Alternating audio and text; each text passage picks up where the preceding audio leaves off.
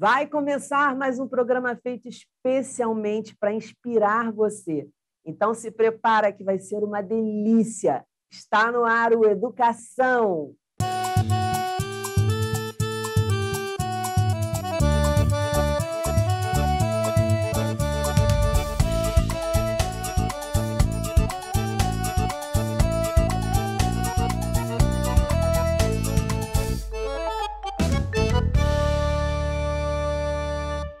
Minha convidada de hoje é a socióloga, cantora, compositora, integrante da banda Yalodê, Nina Fola. Muito bem-vinda, Nina, ao programa. Um prazer receber você aqui. Eu que agradeço. Eu estou extremamente orgulhosa de estar aqui com vocês, né, nesse momento.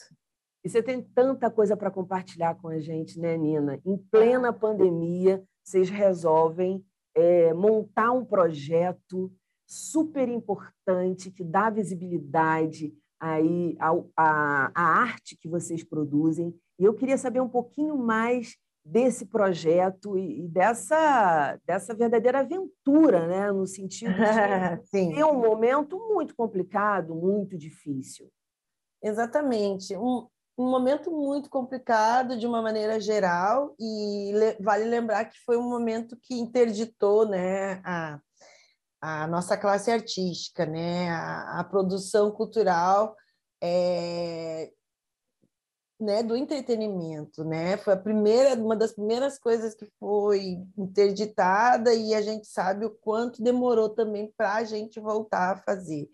E graças à Lei Federal de Apoio, né, às atividades artísticas, a Lei Aldir Blanc, pensamos nesse projeto, né, o projeto Yalodê, que visibiliza a mulher negra do Rio Grande do Sul, né? Que a gente sabe muito bem que para o resto do país, o Rio Grande do Sul é de mulheres loiras, né? É pensado hegemonicamente ser, né, de pessoas brancas, né? Esse projeto de embranquecimento que o Brasil teve ainda funciona, né, na imagem, Sim, na imagem fica no do gaúcho. imaginário da gente que no Sul Exato, a predominância de pessoas brancas. E aí, exato. como é viver numa região assim, de predominância branca, você sendo uma mulher negra, e a gente sabe que a mulher negra é a mais vulnerável na nossa Sim. sociedade. Obrigado por essa pergunta.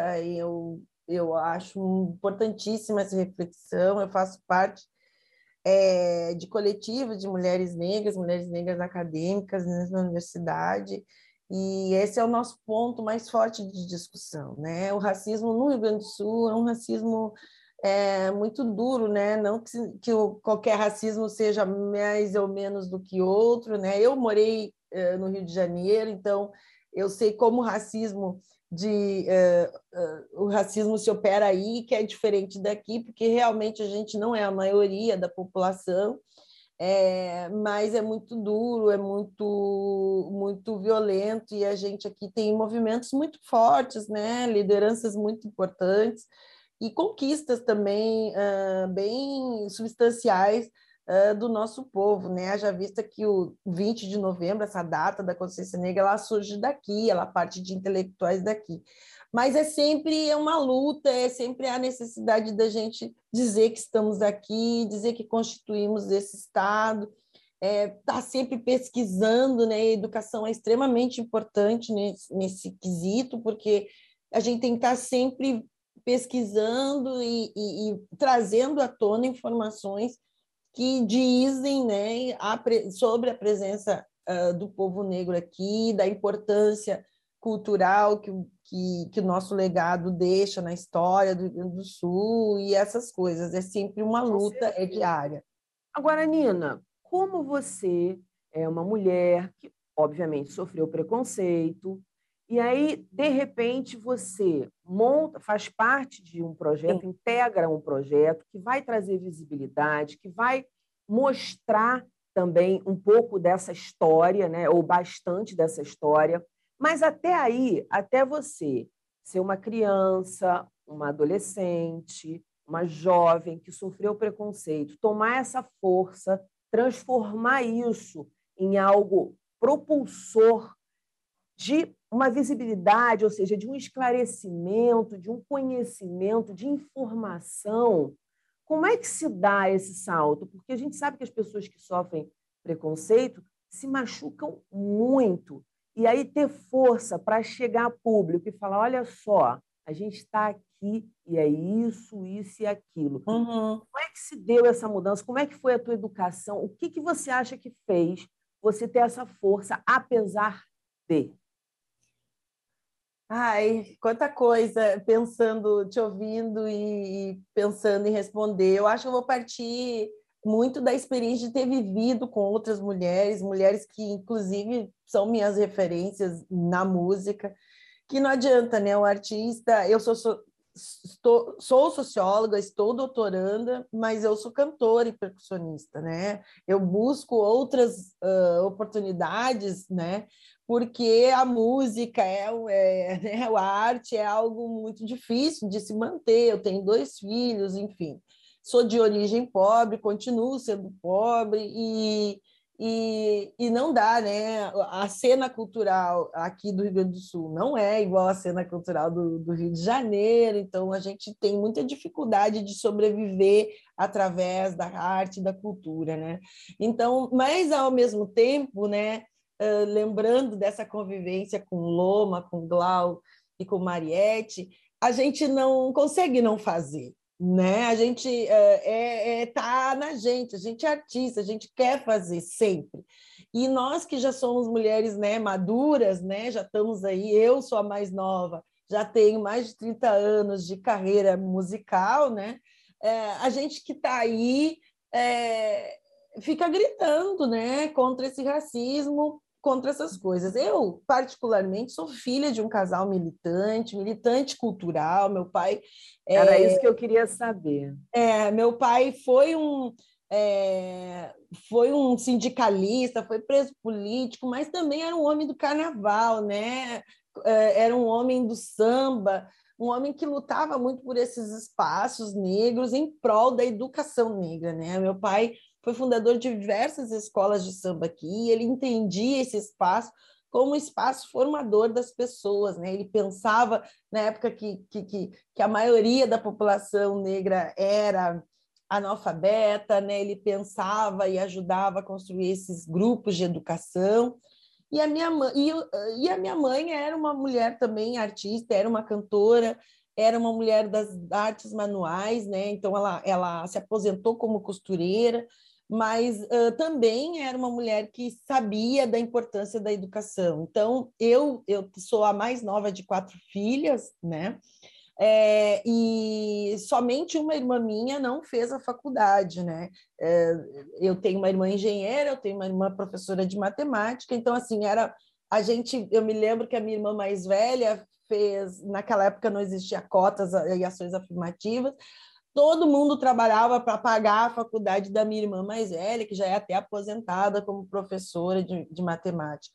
E aí a minha irmã, Que exemplo em assim, casa do seu pai, da sua mãe. sim, E como sim. é que é viver como é que foi viver nessa família? E a gente pode fazer uma analogia como é que é viver numa família Assim, de uma militância tão grande por causas tão nobres, mas ao mesmo tempo tão difíceis de um verdadeiro reconhecimento. Como é que foi crescer nessa família? Que você fala, uma família pobre, lutando pelos direitos, contribuindo com a sociedade. Como é que era? Eu queria saber a dureza e a beleza dessa vida para entender a tua formação. beleza e dureza de ser o que é, né? Meu pai, eu voltei do Rio na situação de cuidar do meu pai no final da vida dele, né? Fiquei até um pouco emocionada de pensar isso, mas foi muito difícil a vida deles, assim, era muito difícil, porque meu pai era também um homem artista e lutava muito e às vezes sozinho, né? Às vezes era meio incompreendido, tinha a loucura da arte, né? A loucura de fazer e isso às vezes não combina com a ideia capitalista de ter 4 filhas, de sustentar 4 filhas. Eu fico pensando hoje, né? nesse momento que a gente está de tantos retrocessos políticos. Ele foi preso político e ele não falava de política, ele tinha um certo trauma com essa relação política partidária, né? Mas ele tinha na cultura esse refúgio.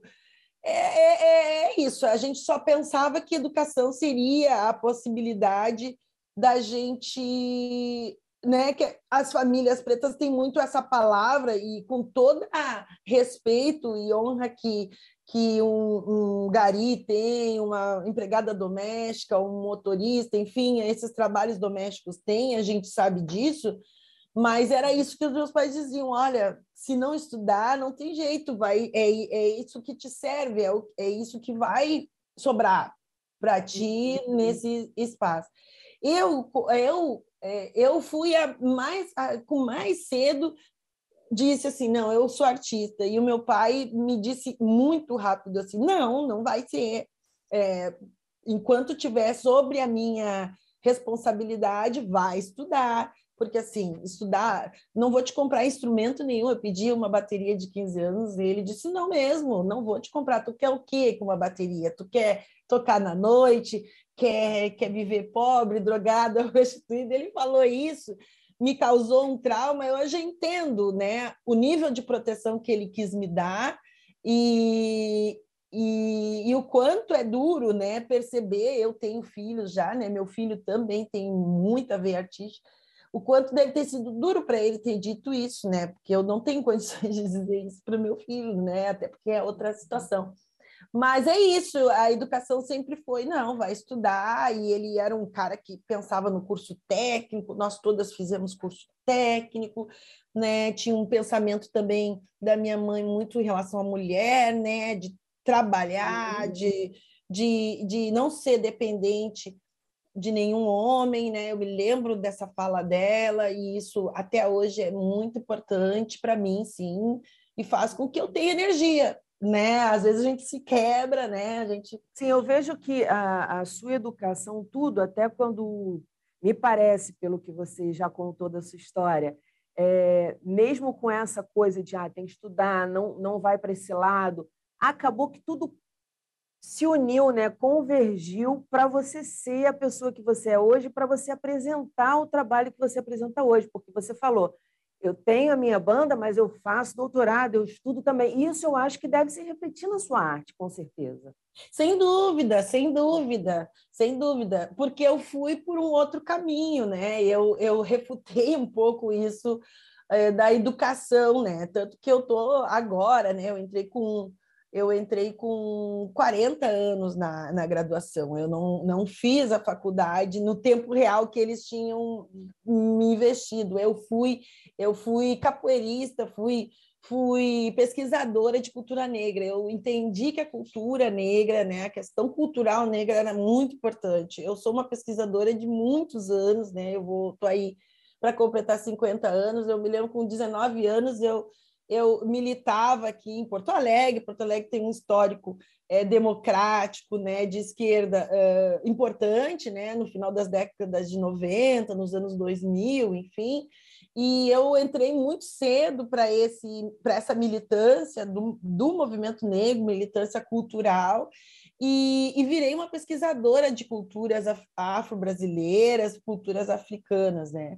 E eu não sabia, né, que aquilo que eu fazia, as leituras que eu fazia, os pensamentos que eu organizava, os projetos que eu fazia era sociologia. Eu não sabia disso.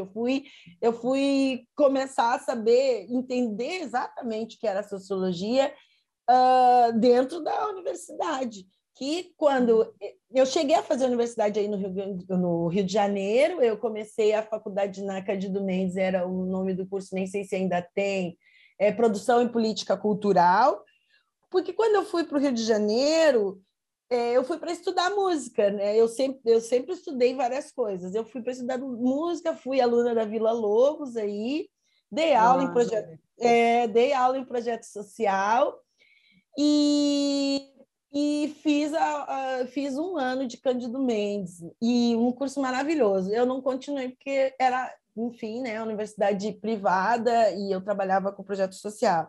Mas quando eu volto para o Rio Grande do Sul, aí a gente já tem as ações afirmativas e eu digo, eu preciso de uma graduação, porque assim, eu já era chamada para projetos, para coordenar coisas, e eu não tinha, né, o terceiro o grau, né, o ensino Superior. superior, e aí eu entrei e eu queria políticas públicas, e aí só tinha ciências sociais, eu passei em ciências, e entrei nas ciências sociais e disse, eu quero qualquer coisa.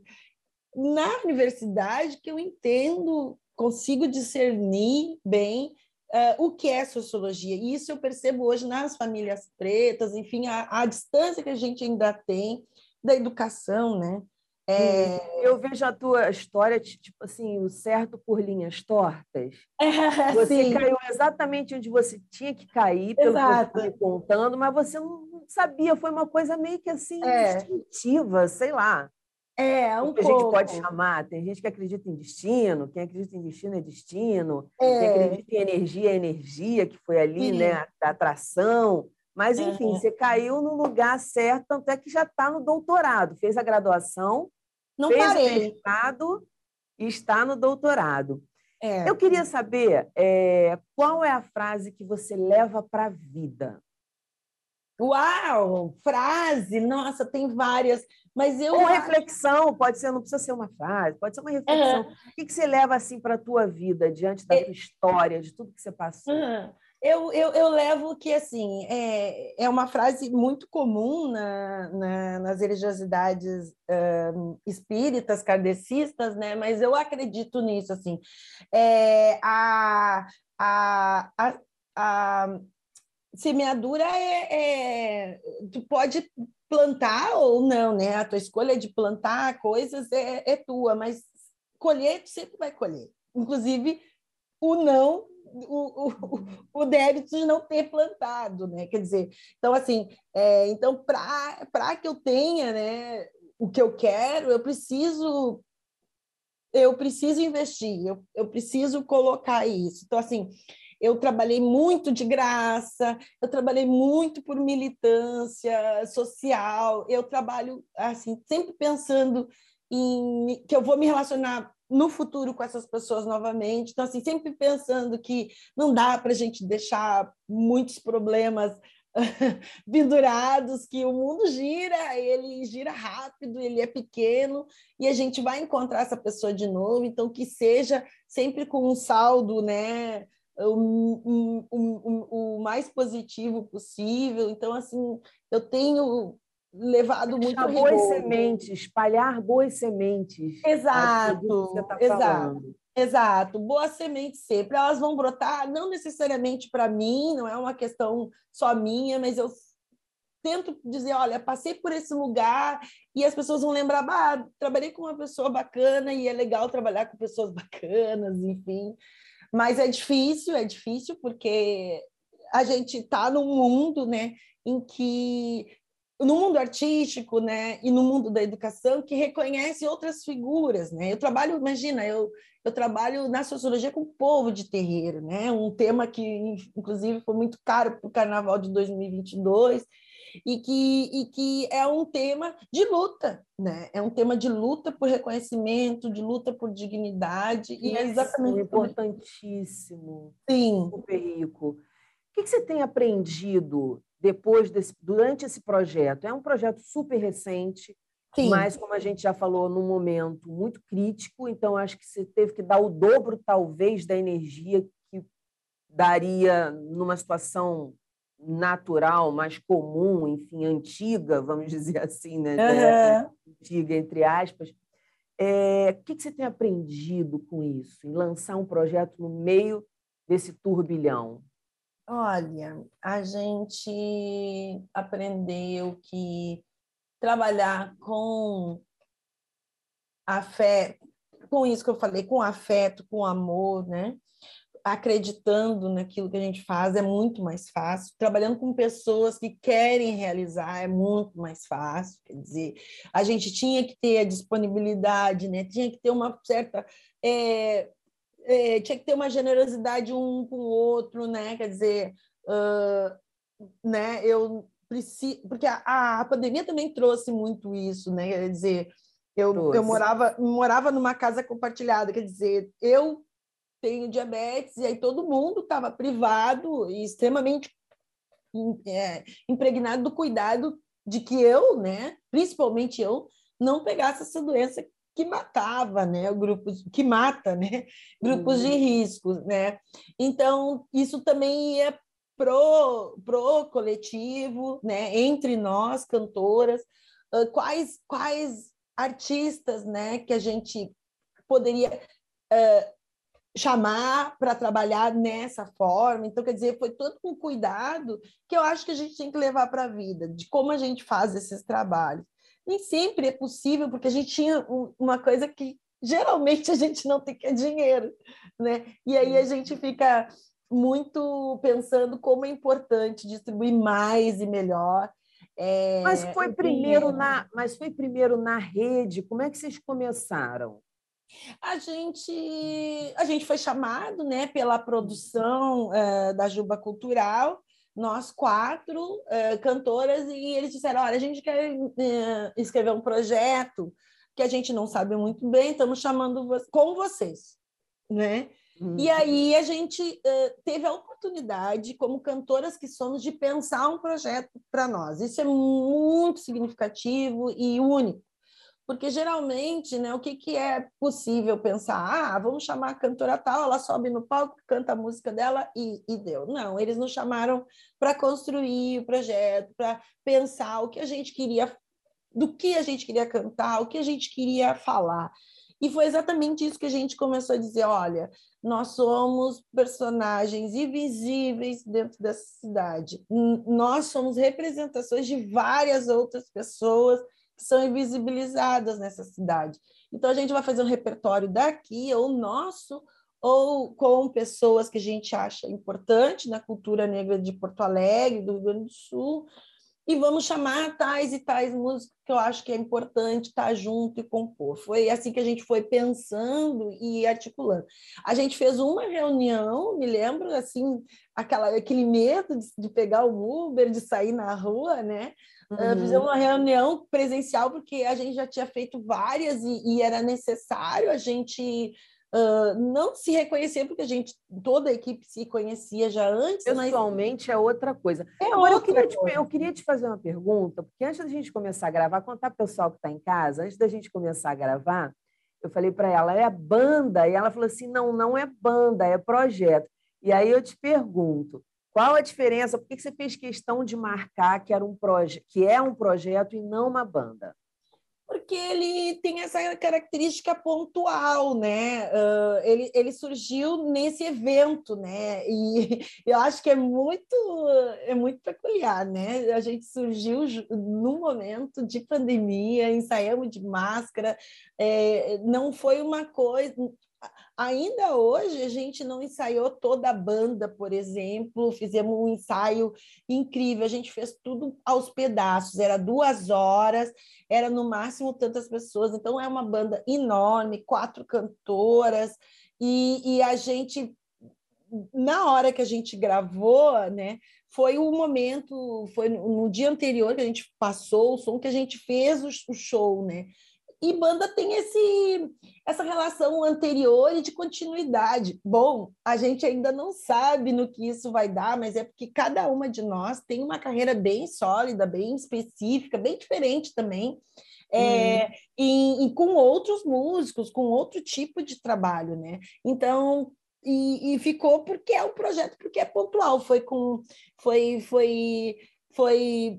buscado um financiamento, né? Agora a gente quer tocar, porque a gente fez Vocês querem continuar. Queremos continuar. Agora, como isso vai caminhar daqui para frente, só o futuro dirá, né? Só o futuro dirá, que a gente quer ainda tocar muito, queríamos viajar, eu acho que é um espetáculo de nível nacional, inclusive, então a gente quer muito mostrar esse trabalho, não, né, não só para o povo gaúcho, mas para o povo do Brasil. Maravilha, tem que continuar. Agora, como a gente está num programa sobre educação, eu queria que você me dissesse, para você, qual é a maior falta de educação que uma pessoa pode cometer? Eu acho que a maior falta de educação que a pessoa pode cometer, nossa, tanta coisa que acontece na Mas minha aquilo que cabeça te aqui, deixa né? assim, que você fala, nossa, vou sair daqui porque eu não aguento, não, é muita falta de educação. Eu acho que a gente, como mulher negra, e eu vou falar nesse lugar de mulher negra, em todos os lugares, as pessoas ainda acham que a gente está ali para servir. A gente está na academia, a gente não está malhando, a gente é a pessoa que limpa. A gente está entrando numa porta de banco, a gente tem que abrir a porta e a pessoa. Isso me irrita profundamente. Eu abro a porta para eu entrar e a pessoa passa na minha frente, assim, né? Como se eu que abria para ela. Tivesse obrigação de abrir a porta. Essas relações que tá na loja, a pessoa pergunta que preço é isso aqui? Eu disse, eu não sei, né? A pessoa não trabalha aqui, quer dizer, essa relação sempre de que a gente está servindo, de que a gente não é consumidora como a pessoa. E claro, isso é racismo, né? Falta de educação, né? Mas é uma relação da educação, né? Mas eu acho que o racismo é uma falta de educação, né? Porque é falta de esclarecimento. Não é isso? Mas É falta de humanização, eu acho. Falta de É. humanização, falta de educação, falta de informação, de esclarecimento, de visão de vida, de Eu sei acho lá que mais o quê. Eu acho que para alguns racistas a educação resolve. Tem pessoas que sabem disso, pessoas que têm a consciência de que as pessoas negras estão aí e tal, mas continuam manifestando Mas racismo, aí apesar eu estou falando de do educação, que é o conhecimento. que a gente tenta tratar aqui, Nina, que vai muito além Sim. de 2 mais 2, ou de estudar a história, entendeu? É a formação humana, não é isso? Sim. Por isso que a gente gosta de ouvir as histórias, de saber que caminhos cada um dos entrevistados percorreu, porque é assim que a gente aprende, é trocando, né? A educação, a gente não está aqui para ensinar nada para ninguém, mas para exatamente trocar, mostrar as nossas experiências, falar de como a gente superou as nossas dores. Então, nesse sentido, você tem razão. É a maior falta de educação, sim, ou uma das maiores, vamos dizer assim. E para você, assim, uma boa educação, qual é o princípio de uma boa educação para você, Nina? Olha, pouco tempo, quando eu virei mãe, né, quando a gente tem a oportunidade de ver o processo educativo, né, eu antes de virar mãe, eu também fui educadora social, dei aula de capoeira, enfim, em periferia, né, não só aqui em Porto Alegre, mas aí no Rio de Janeiro também, e ficava pensando como é importante, né, as crianças respeitarem os mais velhos, né, na oportunidade que eu tive também de voltar e cuidar do meu pai, né, na sua velhice, ter a oportunidade de cuidar dele mesmo, não jogar ele em algum lugar, mas me dedicar a isso. É importantíssimo, que é uma educação muito das comunidades de terreiro, que é o respeito exagerado até ao mais velho, né? A educação de cumprimentar, né? De falar com esse mais velho, de não ignorar. Acho que a nossas sociedades têm desvalorizado muito o que vem dos mais velhos, né? De tratar com educação, o bom dia, o boa tarde, parece simples, parece mas né, é importante, muito De olhar importante. e conversar e De considerar que é olhar. uma pessoa ali, é um ser humano, não é uma coisa, né, que não presta Exato. mais. Que não presta mais. Não, prestou muito, né? É por E isso continua prestando. e Nossa. continua, né? Ele continua. Tem frases que meu pai dizia soltas que hoje são tão marcadas em mim, né? Nesse processo dele de adoecimento. Então, quer dizer, E a própria experiência, né, Nina? A gente já está estourado com o tempo, mas assim, a experiência que você teve com o seu pai acamado, adoentado, não sei quais foram as circunstâncias, mas assim, mesmo que ele não pudesse falar, mesmo que eu sei porque minha avó tem Alzheimer. Então, assim, mas existe sim ali uma experiência, existe um aprendizado e um aprofundamento de relação que, de repente, as palavras aqui não vão dar conta, não dão. mas que existe, que é muito importante. Nina, obrigada pela sua presença aqui no Educação. Aprendemos muito aqui te ouvindo Te desejo sucesso e parabéns. Daniela, obrigada. Eu que agradeço mesmo, em nome do projeto também, né? Estar com vocês. Peço que a audiência nos assista lá no YouTube e parabenizo vocês pelo projeto, pelo pensar a educação de uma forma mais complexa, mais dinâmica, mais gente, né? Mais na pele, e que é fundamental para a gente evoluir, né? Crescer, tornar essa pátria, esse país, um país melhor, né? Um grande beijo, espero revê-la e revê-los todos em outro momento. Com certeza, mas isso com certeza. Me aguarda aí um minutinho que eu volto para falar com você, eu vou me despedir do pessoal que está em casa. Quero agradecer a sua presença aqui, sempre tão importante. É muito bom compartilhar com você. E na segunda-feira que vem tem mais. Uma semana fabulosa, muita saúde sempre. E não esquece, educação, se você não se envolver, não cola. Até segunda que vem.